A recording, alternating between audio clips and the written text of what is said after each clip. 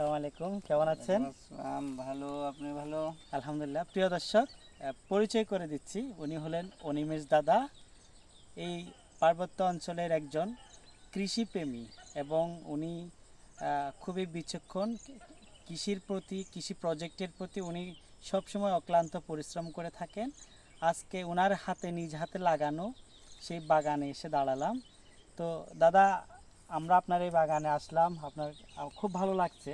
তা আপনি যে আমগুলো দেখতে পাচ্ছেন, আপনার উৎপাদিত আম, আপনার কাছে কেমন লাগছে এই এই যে ফলটা দেখতেছেন? ধন্যবাদ।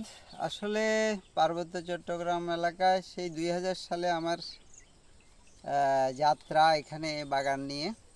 তো শুরুতে আমরা যেমন শুধু আম্রপালি আম পেয়েছিলাম নতুন, তো আম্রপালি ইতিমধ্যে সারা পার্বত্য চট্টগ্রামে ব্যাপক আকারে ছড়িয়েছে, ভালো উৎপাদন হয়েছে, খুব সুস্বাদু আম।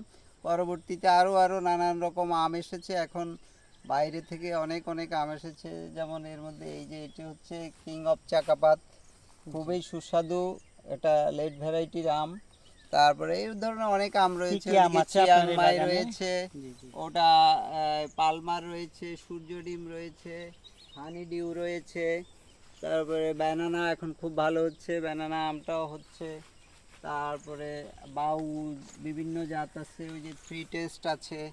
এখানে 35 ধরনের এক্সোটিক টাইপের আম আছে আমার এই ছোট জায়গাটাতে। আর এমনিতে বড় বাগানে বেশ কমার্শিয়ালি আম্রপালি বেশি আছে। আচ্ছা, এমনি যারা নতুন এই আপনার কৃষি জগতে আসতে চাচ্ছে বা আম নিয়ে, সম্ভাবনাটা কেমন, বা কোন জাতের আমটা বেশি উৎপাদন করলে বাণিজ্যিকভাবে সফল হবে আপনি ভাবছেন?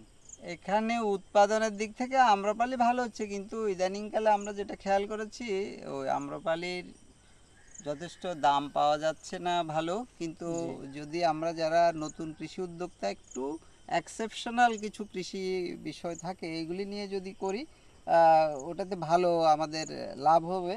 যেমন এই যে কিং চাকাপাতটা কমার্শিয়ালি করা যাবে। আমি কিছু পরীক্ষা নিরীক্ষা করে দেখেছি, এই আমটা খুব ভালো। ব্যানানা ম্যাঙ্গো করা যেতে পারে, তারপরে পুষা সুরিয়া আছে, হানি ডিউ আছে, এই জাতগুলি খুব ভালো। আমাদের এইখানে পাহাড়ি এলাকায় দেখলাম স্বাদ এবং ফলন মিলে যথেষ্ট ভালো।